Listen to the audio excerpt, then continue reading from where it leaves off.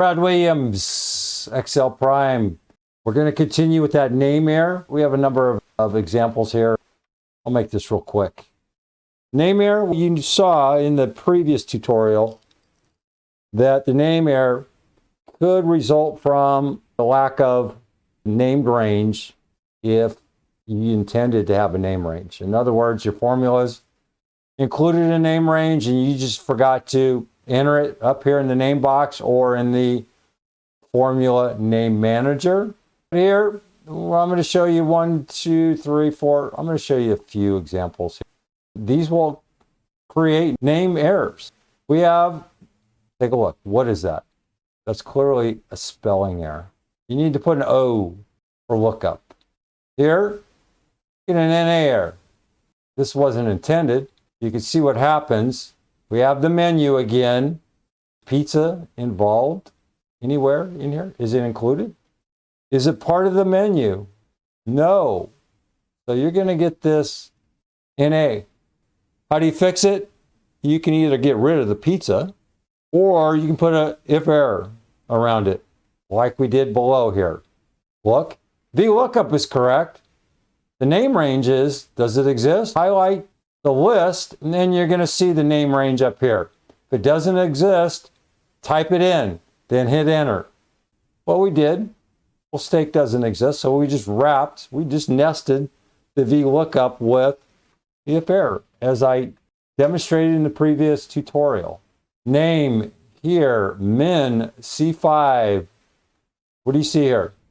Min C5 CD8. C5 to CD8. You're going to see the collisions here. That's what happens with a typo.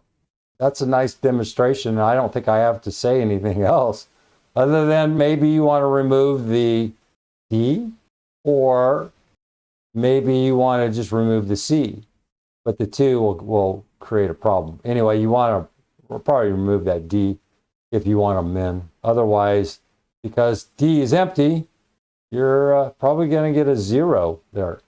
Max, we got a name error. Got a max data 771. What's the problem there? What's the problem? What's max? Max number? Well, data 771 is what? Max data 771 is, it's 772. There's no data 771. Even though it looks right, you're in a hurry or somebody just passes off to you and you just go, okay, data 7, all right, 7, and you just go, you caught data and you didn't look at the entire number. Be careful, slow down. You can put a 2 in there.